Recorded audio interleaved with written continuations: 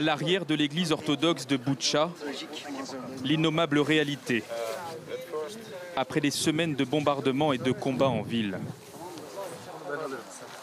Depuis 3 semaines, des dizaines de corps anonymes s'entassent dans cette fosse commune. Au moins 300 civils auraient péri à Boutcha, selon les autorités. Venez voir, venez. Des habitants parfois enterrés à la va-vite, dans les jardins. Alexander et Formel, des hommes mais aussi des femmes ont été abattus par les Russes. 4 personnes sont enterrées ici.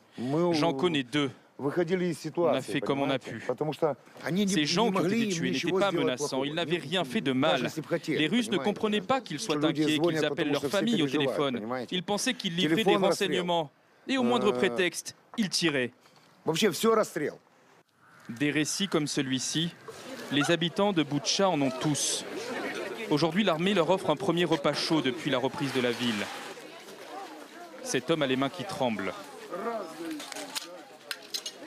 Il veut nous montrer la preuve que des civils ont été tués sans raison, son voisin notamment. Ils l'ont tué au 2e ou 3e jour de l'offensive. Ils étaient en colère contre nous. Ils nous disaient que l'armée ukrainienne leur tirait dans le dos. Ils voulaient savoir si on avait des armes. Dans cette rue de Boutcha, les chars russes ont même littéralement roulé sur certains véhicules. Regardez celui-ci, il est complètement écrasé. Quand on parle avec les habitants, ils nous expliquent que les soldats russes cherchaient à tout prix à trouver des habitants qui avaient un lien de près ou de loin avec l'armée ukrainienne pour les exécuter.